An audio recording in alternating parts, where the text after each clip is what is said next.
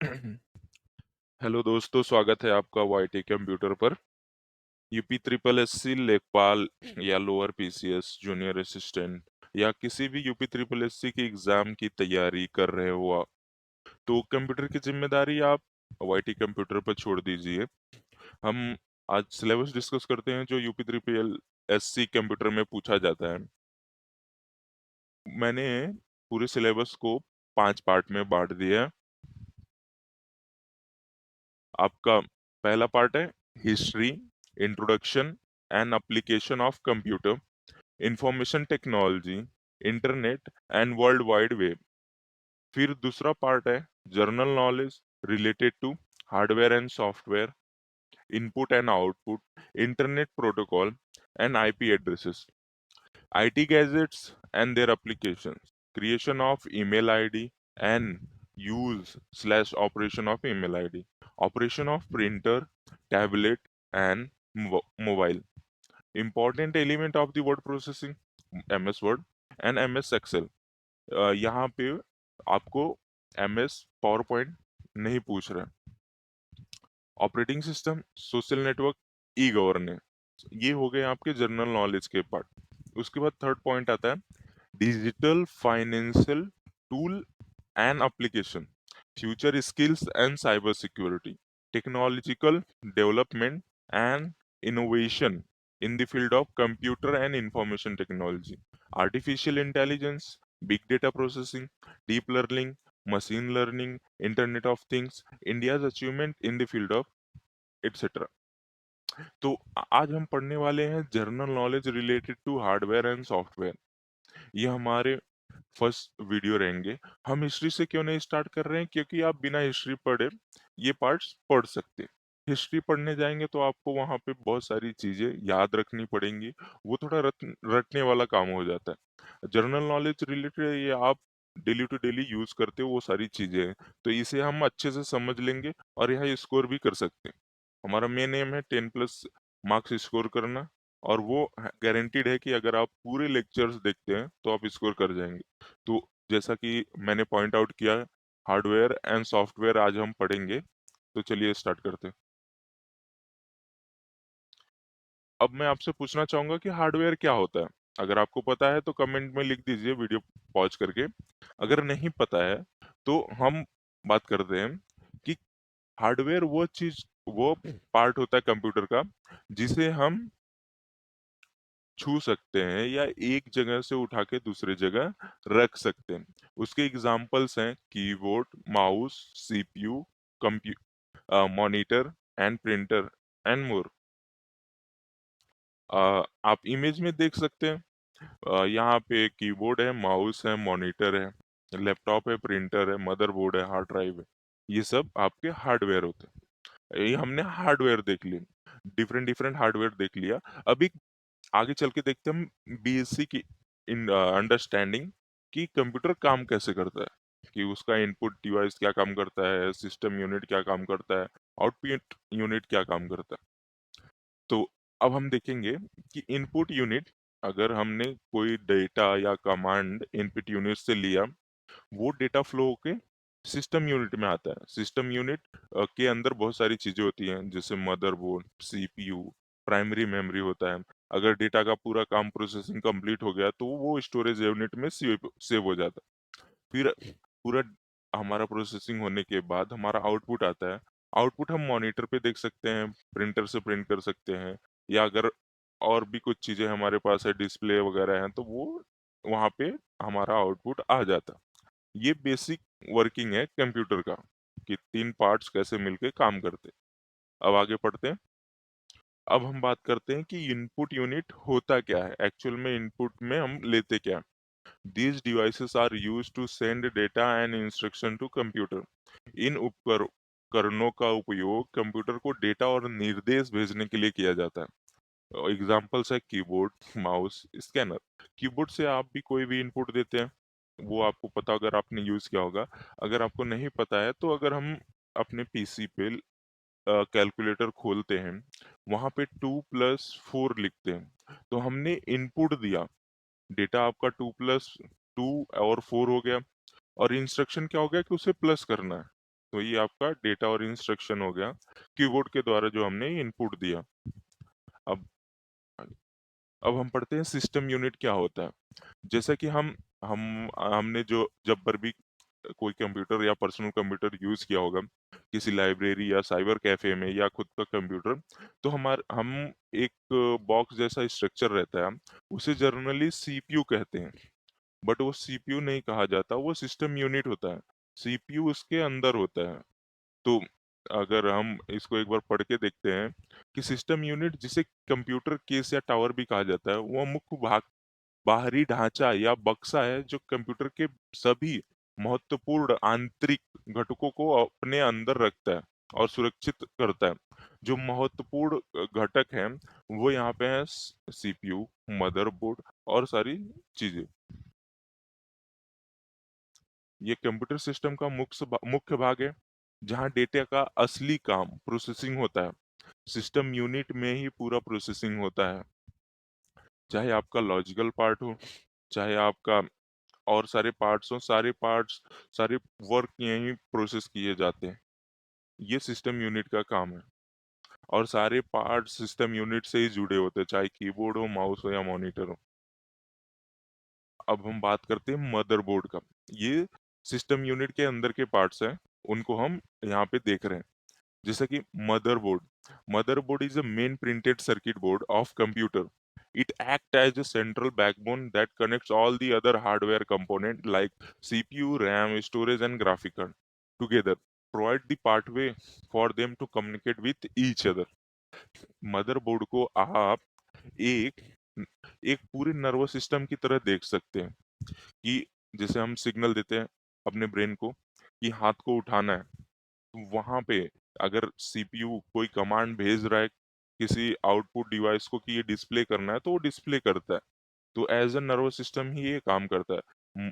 Motherboard का मुख्य circuit board है, यह रीढ़ की हड्डी की तरह काम करता है जो कंप्यूटर के अन्य सभी हिस्सों जैसे सीपीयू, रैम और स्टोरेज को आपस में जोड़ता है, जिससे डेटा एक जगह से दूसरी जगह जा सके और सारे हिस्से मिलकर काम कर सके।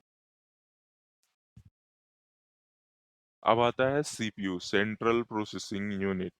सेंट्रल प्रोसेसिंग यूनिट, ये आपको पूछ सकता है कि सीपीयू का फुल फॉर्म क्या है। तो central processing unit, CPU is a brain of computer. आपने हर बहुत जगह सुना होगा कि CPU is brain of computer. CPU क्या है? ब्रेन ऑफ कंप्यूटर है। CPU is a brain of computer. CPU का फुल फॉर्म होता है central processing unit. It is a microchip responsible for executing all the instruction and processing the data. It consists of three main parts. CPU microchip होता है जो सारे instruction और data process करता है। इसके तीन पार्ट होते हैं, ALU, arithmetic and logic unit. इसका फुल फॉर्म आप याद कर लीजिए। एएलयू का फुल फॉर्म होता है अर्थमेटिक एंड लॉजिक यूनिट। ये परफॉर्म करता है सारे मैथमेटिकल कैलकुलेशन। सारे मैथमेटिकल कैलकुलेशन कौन करता है? Arithmetic logic unit. Plus minus into divide और लॉजिकल कंपैरिजन भी एलयू ही करता है। Greater than, less than, equal to, किससे कौन छोटा है, किससे बड़ा है, क्या किसको कौन इक्वल है, ये सारे काम आपका एलयू ही करता है। अब आगे बढ़ते हैं कंट्रोल यूनिट। सीयू का फुल फॉर्म है control unit. Control unit as a traffic cop, traffic police की तरह काम करता है। ये डायरेक्ट करता है, कोऑर्डिनेट करता है, मैनेज करता है सारी एक्टिविटीज कंप्यूटर हार्डवेयर की, कि कब कौन सा प्रोसेस चलेगा, कौन सा प्रोसेस आएगा, कौन सा प्रोसेस रुकेगा। अब हम बात करते हैं रजिस्टर या मेमोरी यूनिट। रजिस्टर को आप मेमोरी भी बोल सकते हो। ये सबसे स्मॉलेस्ट मेमोरी होती है। रजिस्टर क्या होती है? सबसे स्मॉलेस्ट और सबसे फास्टेस्ट मेमोरी होती है। ये कहाँ होती है? Inside the CPU. सीपीयू के इनसाइड होती है। कंफ्यूज मत होना, क्वेश्चन ऐसे आएंगे कि रजिस्टर्ड सीपीयू के बाहर होता है या सीपीयू के अंदर, या रजिस्टर्ड क्या है, रजिस्टर्ड क्या है। तो रजिस्टर को आप एक मेमोरी की तरह दिखाएंगे। में रजिस्टर्ड वो सारे डेटा होल्ड करता है जो अभी करेंटली प्रोसेस हो रहे हैं, ताकि बार बार हमें डेटा लेने बाहर जाना जाना पड़े और प्रोसेस स्लो ना हो। ये हो गया आपका ALU, CU एंड रजिस्टर। एक बार इसको हम हिंदी में भी देख लेते हैं। सेंट्रल प्रोसेसिंग यूनिट क्या होता है? CPU को कंप्यूटर का दिमाग कहा जाता है। यह सभी निर्देशों को प्रोसेस करने और डेटा पर काम करने के लिए जिम्मेदार है। इसके तीन मुख्य भाग हैं। ALU, अर्थमेटिक लॉजिक यूनिट, इसका full form arithmetic logic unit ही होगा हिंदी में भी। ये सभी गणितीय गणनाएं, ये सारे मैथमेटिकल कैलकुलेशन और लॉजिकल फैसले लेता है।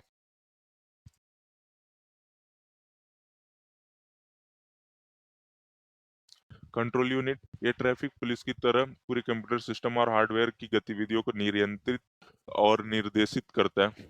रजिस्टर्ड, CPU के अंदर मौजूद सबसे तेज और छोटी मेमोरी है, जो उसे डेटा को रखती है जिस पर CPU भी काम कर रहा है। ये आपका CPU हो गया। CPU क्या होता है? कंप्यूटर का दिमाग होता है। CPU पूरे डेटा को प्रोसेस करने का के लिए जिम्मेदार होता है। इसके तीन मुख्य भाग हैं। अर्थमेटिक लॉजिक यूनिट, जो कि सारे मैथमेटिकल और लॉजिकल काम करता है।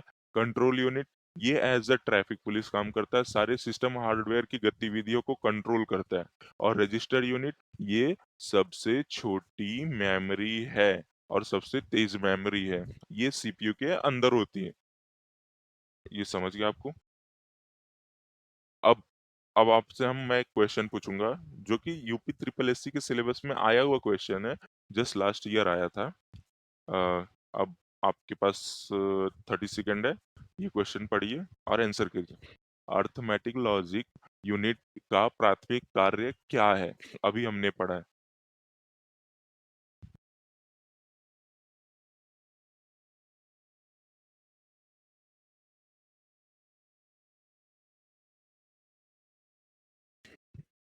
What is primary function of ALU? Arithmetic logic का प्राइमरी फंक्शन क्या है? हिंदी में हम पढ़ते हैं, इनपुट आउटपुट डिवाइस का प्रबंधन, मेमोरी उपयोग की निगरानी करना, गणना और तार्किक संक्रियाएं करना, आंकड़ों का भंडारण करना। उपयुक्त में से कोई नहीं। इंग्लिश में ऑप्शंस जो दिए, managing input and output device, monitoring memory uses, performing calculation and logical operation, storing data, none of the above. अगर आपका आंसर आ गया तो कमेंट कर दीजिए। इसका आंसर होगा सी।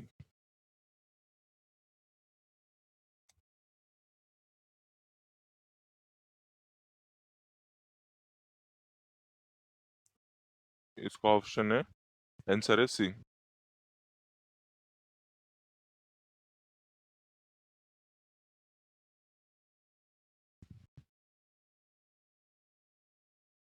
ये हमने अभी देखा था।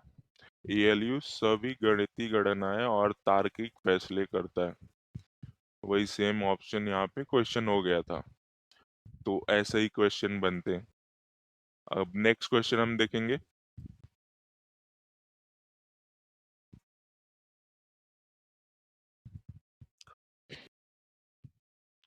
Arithmetic operation and logical operation are perform by. Arithmetic और लॉजिकल ऑपरेशंस किसके द्वारा परफॉर्म किए जाते हैं?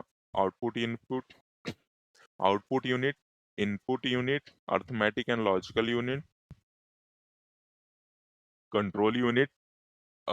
ये ऑडिटर एंड असिस्टेंट अकाउंटेंट के पेपर में आया था, यूपी ट्रिपल एससी के सिलेबस में। नेक्स्ट क्वेश्चन है, सेम क्वेश्चन हिंदी में है। अंक गणितीय संचालन और तार्किक संचालन किसके द्वारा किए जाते हैं? Output unit, input unit, arithmetic and logical unit, या कंट्रोल यूनिट। तो अगर आपको अभी याद होगा, हमने अभी पढ़ा है कि ये अर्थमेटिक एंड लॉजिकल यूनिट ही होता है, जो लॉजिकल ऑपरेशन और अर्थमेटिक ऑपरेशन, यहाँ पे आपको मैथमेटिकल ऑपरेशन दे सकता था, बट उसने अर्थमेटिक लिखा आपको कंफ्यूज करने के लिए। ऑप्शन सी इसका भी सही है। नेक्स्ट क्वेश्चन आप जल्दी से सॉल्व करिए। यूपी ट्रिपल एससी के स्टेनो का ही पेपर है, यहाँ गलती से यूपी डबल एस सी आ गया। The expanded form of ALU, अभी हमने पढ़ा था। ALU का विस्तारित रूप क्या है? ये तो आप तुरंत बता सकते हैं। Arithmetic logic unit, arithmetic logic unit आपको कंफ्यूज करने के लिए सिंक्रोनस लॉजिक यूनिट, इसमें आप कंफ्यूज हो सकते हैं दोनों, तीनों में analog logic unit, but arithmetic arithmetic logic unit ही सही। अब तक हमने सिस्टम यूनिट के इंटरनल पार्ट देखे, मदर ड्राइव, सीपीयू, सीपीयू के अंदर के पार्ट देखे, ALUs, arithmetic logic unit, control unit and register. अब हम देखेंगे स्टोरेज यूनिट और मेमोरी। स्टोरेज यूनिट और memory is a crucial part of the computer system designed to store data, instruction, intermediate results, and process during processing and final result after processing. It broadly divided into two main categories: primary memory and secondary memory.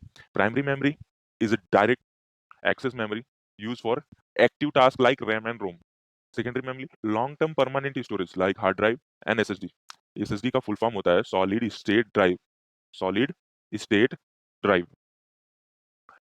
एक बार हिंदी में पढ़ लेते हैं। Storage unit या memory computer system का एक महत्वपूर्ण हिस्सा है जिसे डेटा, निर्देश, प्रसंस्करण के दौरान मध्यवर्ती परिणाम और प्रसंस्करण के बाद अंतिम परिणाम संग्रहित करने के लिए उपयोग किया जाता है। इसे मोटे तौर पे दो मुख्य श्रेणियों में बांटा जाता है, primary memory and secondary memory. Primary memory आपका है जो सक्रिय कार्यों के लिए उपयोग की जाने वाली मेमोरी है, जैसे RAM and ROM. Secondary memory जो दीर्घकालिक, जो लॉन्ग टर्म स्टोरेज के लिए यूज होगी, जैसे हार्ड ड्राइव और एसएसडी। एसएसडी का फुल फॉर्म है सॉलिड स्टेट ड्राइव। ये हो गया हमारा स्टोरेज यूनिट और मेमोरी का बेसिक डेफिनेशन। प्राइमरी मेमोरी आपका रैम एंड रोम है, सेकेंडरी मेमोरी आपके हार्ड ड्राइव और एसएसडी है। बस इतना ही समझना था। अब हमने रजिस्टर पढ़ लिया सीपीयू में, ये सेम रजिस्टर्ड है, बट मैं वहां पे रजिस्टर को मेमोरी बोल रहा था, यहाँ पे मेमोरी में इसीलिए इसको कवर किया गया कि ये मेमोरी है, स्टोरेज का काम करती है, बट बहुत टेम्परेरली स्टोरेज, जो करंट प्रोसेस चल रहे थे सिर्फ उन्हीं को स्टोर करती है। Register are the smallest and fastest memory unit located directly inside the CPU and temporarily hold the specific data and instruction that CPU is processing at the exact moment. Registered CPU के भीतर स्थित सबसे छोटी और सबसे तेज memory unit है। यह अस्थायी रूप से उस डेटा और निर्देश को रखती है जिन पर सीपीयू उस सटीक क्षण में काम कर रहा है। ये रजिस्टर्ड है। हमने देखा रजिस्टर सबसे छोटी मेमोरी, सबसे फास्टेस्ट है और ये इनसाइड सीपीयू है। यही तीन इंपॉर्टेंट पॉइंट है रजिस्टर्ड के। अब हम पढ़ेंगे cache memory. Cache memory, cash memory is a very high speed small size memory place between CPU and the main memory. यहाँ पे जो सबसे इंपॉर्टेंट है, ये प्लेस कहाँ पे हुई है, between CPU and the main memory. Cache memory कहाँ पे रहती है, सीपीयू और मेन मेमोरी के बीच में। It store frequently use data and instruction to speed up the CPU processing time, so it doesn't have to constantly face data from slower RAM। यहाँ पे point note करना, स्लोअर रैम। स्लोअर रैम बोला गया है cache memory के use में, कि RAM cache memory से स्लो होता है। ये क्या करती है, जो बार बार यूज होने वाले डेटा और इंस्ट्रक्शन है उसको स्टोर कर लेती है, ताकि हमें जाके रैम से ना लेना पड़े और प्रोसेस स्लो ना हो। कैच मेमोरी बहुत उच्च गति वाली और छोटे आकार की मेमोरी होती है जो सीपीयू और मुख्य मेमोरी के बीच स्थित होती है। ये सीपीयू और मुख्य मेमोरी के बीच स्थित होती है। ये प्लेस ऑफ कैश मेमोरी हो गया। ये सीपीयू के काम करने की गति को बढ़ाता है। It helps in speeding the working of CPU. ये सीपीयू की स्पीड को बढ़ाती है और बार बार उपयोग किए जाने वाले डेटा और निर्देश को स्टोर करती है, ताकि सीपीयू को धीमी रैम से बार बार डेटा न लेना पड़े। यहाँ पे जो धीमा रैम है वो कैश मेमोरी के रिस्पेक्ट में है, तो कैश मेमोरी रैम से फास्ट है, यही बोलना चाहता है। तो हमने कैश मेमोरी देख लिया। कैश मेमोरी क्या है, हाई स्पीड मेमोरी है। ये कहाँ रहती है, सीपीयू और मेन मेमोरी के बीच में। मेन मेमोरी क्या है, रैम। और ये स्टोर करती है फ्रीक्वेंटली यूज डाटा और इंस्ट्रक्शन, ताकि सीपीयू का प्रोसेस फास्ट हो सके और इसको बार बार स्लो रैम से डेटा ना फेच करना पड़े। चलिए, अगर आपको पॉइंट समझ गया है तो इसका आंसर बताइए। आपके पास 10 सेकंड है, क्वेश्चन पढ़ लीजिए। Which of the following statement about cache memory are true? Cache memory is faster than RAM. Cache memory store frequently used data for quick access. Cache memory can only be located outside the CPU. Cache memory is non-volatile memory. Cache memory के बारे में निम्नलिखित में से कौन से कथन सत्य है? कैश मेमोरी से तेजी होती है। कैश मेमोरी क्विक एक्सेस, तेज पहुंच के लिए अक्सर उपयोग किए जाने वाले डाटा को संग्रहित करता है। कैश मेमोरी केवल सीपीयू के बाहर स्थित होता है। कैश मेमोरी नॉन वोलेटाइल होता है। अगर आपका आंसर आ गया तो अच्छी बात है, नहीं तो आंसर है इसका ऑप्शन डी। Option D.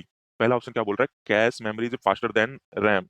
ये हमारे यहाँ से प्रूव होता है कि slower RAM, cache memory fast है रैम से, रैम स्लोअर है, रैम स्लोअर है। और यहाँ पे उसका उल्टा क्वेश्चन पूछा है, cache memory is faster than RAM, RAM slower था मतलब कैश मेमोरी फास्टर है। पहला ऑप्शन अपना हो गया। और दूसरा है cache memory store frequently use data for quick access. यहाँ पे क्या दिया हुआ है, it store frequently use, sorry,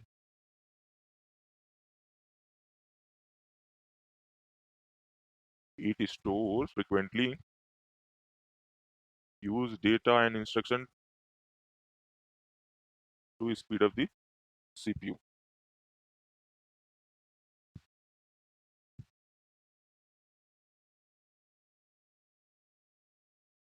ये दो क्वेश्चन अपने हो गए। और तीसरा ऑप्शन क्या है, cache memory can only be located outside the CPU. हमारा यहाँ पे लिखा हुआ है cache memory place between CPU and main memory, CPU और मेन मेमोरी के बीच में होता है कैश, सिर्फ सीपीयू के बाहर नहीं। Cash memory is non volatile memory, cash memory is non volatile memory, cache memory non volatile, यहाँ गैर अस्थिर होगा हिंदी में, गैर अस्थिर। लेकिन नॉन वोलेटाइल और वोलेटाइल का मैं आपका एक डाउट बताता हूँ, सिर्फ आपका रोम नॉन वोलेटाइल होगा, और उसके अलावा जैसे रैम, रजिस्टर्ड, कैश, ये सब आपकी वोलेटाइल मेमोरी। अगर आपने कंप्यूटर बंद किया तो इसके सारे डेटा डिलीट हो जाएंगे, बट रोम के नहीं होते। तो हमने दो ऑप्शन एलिमिनेट कर दिया, 3 और 4, बट हमने ऊपर के दो ऑप्शन एग्जैक्टली पढ़ रखे हैं, तो हमारा 1 एंड 2 करेक्ट है। अब हम पढ़ेंगे RAM, random access memory. RAM, random access memory, आपका ये फुल फॉर्म आ सकता है कि रैम का फुल फॉर्म क्या होता है। RAM is the primary working memory of computer, ये हमने स्टार्टिंग में देख दिया था कि प्राइमरी मेमोरी क्या है हमारी, रैम है। It store the data, file and program currently being used by the system, it is volatile memory, it is volatile memory। ये सबसे इंपॉर्टेंट है। आपको पूछ लेगा कि रैम वोलेटाइल, रैम वोलेटाइल है, रैम नॉन वोलेटाइल है, आपको ऐसे स्टेटमेंट दे देगा, कथन दे देगा, उसमें से आपको करना रहेगा कि रैम वोलेटाइल है कि रैम वोलेटाइल नहीं है, तो वहाँ आपको काम आएगा। Meaning all the its content are completely erased the moment the computer gets turn off और रीस्टार्ट। ये वोलेटाइल है, इसका मतलब ये है कि इसके सारे डेटा और कंटेंट सारे वाइप आउट हो जाएंगे, इरेज हो जाएंगे जब आप कंप्यूटर टर्न ऑफ करोगे या रिस्टार्ट करोगे। कंप्यूटर रैम कंप्यूटर की प्राथमिक वर्किंग मेमोरी है, यह उन डेटा फाइलों और प्रोग्राम को स्टोर करती है जिनका सिस्टम द्वारा वर्तमान में उपयोग किया जा रहा है। यह अस्थिर, ये स्थिर नहीं है, वोलेटाइल होती है, जिसका अर्थ है कि कंप्यूटर बंद होने या रिस्टार्ट होने पे इसका सारा डेटा पूरी तरह मिट जाएगा। रैम का फुल फॉर्म आपको पूछा जाएगा, और रैम वोलेटाइल है ये पूछा जाएगा। अब पढ़ते हैं रीड ओनली मेमोरी, ये है रोम। रोम का फुल फॉर्म क्या है, read only memory, ROM is a primary memory that is non volatile. ये रोम भी प्राइमरी मेमोरी ही है, बट ये नॉन वोलेटाइल है, नॉन वोलेटाइल,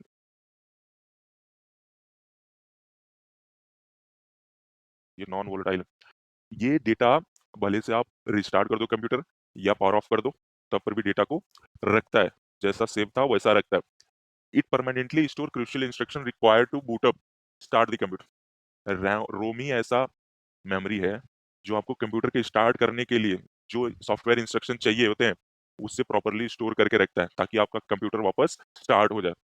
जैसा कि इसका नेम सजेस्ट करता है, data in ROM can generally only be read, ROM में जो डेटा है उसे पढ़ा जा सकता है, उसे मॉडिफाई या वापस नहीं लिखा जा सकता।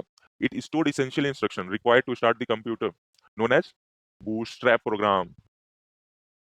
ये एक एसेंशियल इंस्ट्रक्शन जो रिक्वायर्ड होता है कंप्यूटर को चालू करने के लिए, उसको स्टोर करके रखता है। उस प्रोग्राम का नाम क्या है, बूस्ट स्ट्रैप प्रोग्राम। ये जिसको हम बूटअप यहाँ पे बोल रहे हैं, वही सेम यहाँ पे बूट स्ट्रैप प्रोग्राम है। अगर आपको ये बात समझी तो इसका आंसर दीजिए, बूट स्ट्रैप प्रोग्राम किस प्रकार की मेमोरी में संग्रहित होता है। Boot strap program is stored in which type of the memory. ये आपका एग्जाम में आया हुआ क्वेश्चन है अभी हाल के 2026 में। इसका आंसर क्या है, कमेंट में आप कमेंट डाल दीजिए।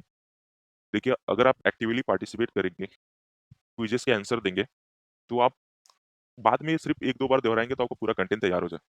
आप पेपर में बैठेंगे तो उतना डाउट नहीं रहेगा, आप दो टॉपिक्स कभी मर्ज नहीं करेंगे। अगर आपका आंसर आ गया है तो इसका आंसर होगा रोम। अगर आप सारे आंसर अभी तक सही दिए हैं तो आप अच्छे से क्लास अटेंड कर रहे हैं। बूटस्ट्रैप प्रोग्राम आपका रोम में ही रहता है, क्योंकि हमें कंप्यूटर वापस ऑन करना है। इसको हम वोलेटाइल मेमोरी में नहीं रख सकते कि अगर प्रोग्राम हमने बंद किया या लाइट गई तो हमारा कंप्यूटर ऑन होना चाहिए। तो इसे एक परमानेंट मेमोरी में रखते हैं, रूम में, रीड ओनली मेमोरी। अब हम पढ़ेंगे basic input output system, BIOS. ये बायोस इज फर्मवेयर। बायोस क्या है? फर्मवेयर। ये आगे आप पढ़ेंगे सॉफ्टवेयर पार्ट में। इसमें नहीं सॉफ्टवेयर का पार्ट था, बट एक ये हार्डवेयर चिप पे होता है, इसलिए मैंने यहाँ पे इसको रखा है। Software program on hardware chip located on the motherboard. ये मदरबोर्ड पे प्रोग्राम रहता है। It is very first program that runs when you press the power button. अगर आपने कभी सिस्टम यूनिट या सीपीयू जिसको आम भाषा में बोलते हैं उसका पावर बटन प्रेस किया होगा, तो सबसे पहले बेसिक इनपुट आउटपुट ही चालू होता है। वो क्या करता है? पीओएसटी को एक्टिवेट करता है। Power on, self test. Power on, power on हो गई। अब वो सेल्फ टेस्ट करेगा। The absolute first job of BIOS is to run POST. This is quick diagnosis check to verify that essential hardware like RAM, CPU, keyboard is connected and functioning properly. If post passes without any error, a program called Bootstrap Loader inside the BIOS finds the operating system like Windows and loads it into the RAM to start the computer.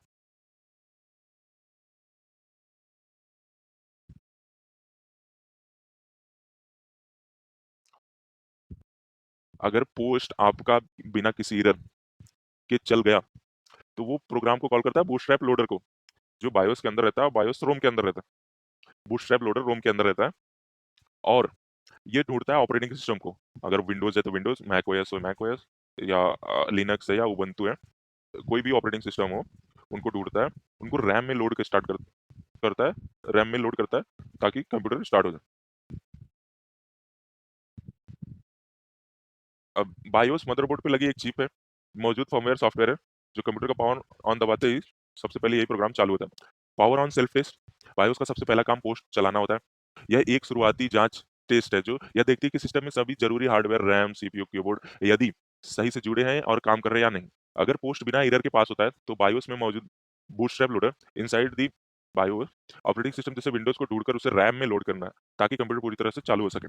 आपको question आ रहा होगा कि अगर power on self test ने सारी चीजें test की, अगर उसमें रैम नहीं हुआ तो क्या होगा? तो वो एज अ सिक्योरिटी गार्ड पूरे सिस्टम का अलार्म बजाएगा, बीप बीप की साउंड आने लगती। इसका आंसर आप बताइए। ये एक्सरे टेक्नीशियन के पेपर में आया था। What does POST stand in the context of computer? Computer के संदर्भ में पोस्ट का क्या अर्थ है? आप इसका आंसर दीजिए 10 सेकंड में। इसका आंसर है power on self test. Power on हो गया, अब सेल्फ टेस्ट करेगा। Power on self test. अब एक लास्ट बचा है हार्डवेयर में, सीमोस चिप। कॉम्प्लीमेंट्री, कॉम्प्लीमेंट्री सारी जगह से क्वेश्चन आ चुका है, इसमें अभी यहाँ से क्वेश्चन नहीं आया, तो ये आप थोड़ा ध्यान से पढ़िए। CMOS chip is a small chip on the motherboard that store vital system settings such as system time, date, boot sequence, and basic hardware configuration. It is powered by a small circular CMOS battery. On the motherboard, it retains this information even when computer is completely unplugged from the wall. Wall का मतलब है कि power socket से निकाल दिया computer. CMOS chip motherboard पे एक छोटी मेमोरी चिप होती है जो महत्वपूर्ण सिस्टम सेटिंग जैसे टाइम, डेट, बूट सीक्वेंस और बेसिक हार्डवेयर कॉन्फ़िगरेशन को स्टोर करती है। आपके दिमाग में कभी क्वेश्चन आता होगा कि मैंने तो कंप्यूटर बंद कर दिया था, तो फिर इसका टाइम, डेट सारे प्रॉपर कैसे है? टाइम जो टाइम हो रहा है वो दिखा रहा है, डेट जो चल रहा है वो चल रहा है। और कभी तक आपने नोटिस किया होगा साइबर कैफेज या अपने स्कूल कॉलेजेस में कि आपके लैपटॉप या कंप्यूटर, लैपटॉप नहीं, कंप्यूटर का डेट बैकडेटेड रहता है, टाइम दूसरी रहती है। ये इसलिए होता है क्योंकि सीमोस बैटरी उनकी खराब हो चुकी रहती है। जो सीमोस चिप है वो चलती है सीमोस बैटरी से। ये अपना खुद का पावर लेके रखती है, अगर लाइट गई या सिस्टम ऑफ हुआ, ये कंटिन्यू अपने आप को पावर देके पूरा प्रॉपर डेट और टाइम का सीक्वेंस याद रखती है। तो सीमोस चिप का यही काम है, क्योंकि टाइम, डेट, बूट सीक्वेंस और बेसिक हार्डवेयर कॉन्फ़िगरेशन का स्टोर रखे। इससे अभी क्वेश्चन आया नहीं, ये आ सकता है कि सीमोस चिप का फुल फॉर्म क्या है? Complementary metal oxide semiconductor. अब देखिए यहाँ पे एक मैंने क्वेश्चन खुद से बनाया। ये हर चैप्टर के एंड में मैं 3 से 5 क्वेश्चन दूंगा जो मोस्ट इंपॉर्टेंट रहेंगे। और होपफुली सेम या तो क्वेश्चन आ सकता या ऑप्शन से क्वेश्चन बन सकता। जैसे मदरबोर्ड पर कौन सी छोटी मेमोरी चिप तारीख, समय और बूट अनुक्रम जैसे महत्वपूर्ण सिस्टम सेटिंग को स्टोर करती है। Which small memory chip on the motherboard store vital system setting like the date, time and boot sequence. हमने अभी पढ़ा है, आप इसका आंसर बता सकते हैं, मैं जानता हूँ। आप इसका आंसर लिख के रखिए या कमेंट कर दीजिए, हम नेक्स्ट लेक्चर में इसको डिस्कस कर लेंगे। अब ये सेकंड क्वेश्चन, निम्नलिखित में से किसे अस्थिर मेमोरी माना जाता है, जिसका अर्थ है कि बिजली बंद होने पर इसका डेटा मिट जाएगा। Which of the following is consider volatile memory meaning its content are erased when power is turned off. हमने ये प्रॉपर पढ़ा है। आप थोड़ा सा लेक्चर वापस देखेंगे या जो नोट्स आप बना रहे हैं, नोट्स बनाने के लिए मैं टाइम नहीं दे रहा हूँ, आप पॉज करके लिख सकते हैं, फिर आगे लेक्चर बढ़ा सकते हैं। तो इसका आंसर आप बता दीजिएगा। अब हमारा थर्ड क्वेश्चन है, सीपीयू के सीधे अंदर स्थित छोटी और सबसे तेज मेमोरी यूनिट कौन है। ये क्वेश्चन मैंने आपको बता दिया है, अगर आप लेक्चर देखते हुए आ रहे हैं तो आप तुरंत आंसर कर सकते हैं। What are the smallest and fastest memory unit located directly inside the CPU, inside the CPU. इससे आपको अगर कुछ आ रहा है तो आप तुरंत इसका आंसर कर सकते हैं। ये 3 क्वेश्चन का आंसर मैं आपसे एक्सपेक्ट करता हूँ कि आप कमेंट में देके जाएंगे। चलिए यहाँ पे हमारा लेक्चर खत्म होता है। UP triple SC exam crack करने का संकल्प है, तो कंप्यूटर के सब्जेक्ट की टेंशन आप हम पर छोड़ दें। अगली क्लास मिस ना हो जाए इसलिए सब्सक्राइब करें। अगर वीडियो हेल्पफुल लगी हो तो लाइक जरूर करें और अपने ग्रुप में शेयर करें। लेखपाल का पेपर सिर्फ 30 या 29 दिन बचा है।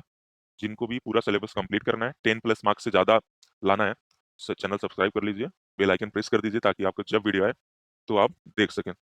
और सुबह 8 बजे आपको वीडियो मिल जाएगी। आपका 15 दिन लगेगा, पूरा सिलेबस मैं आपको कंप्लीट करके दे दूंगा और कंटेंट आपको 10+ मार्क्स देके जाएंगे। जैसे कि मेरा टैगलाइन है, ध्यान से पढ़ो, बाद में सब्सक्राइब कर देना। तो हमने अब पढ़ लिया ध्यान से, अब आप सब्सक्राइब करके जाना।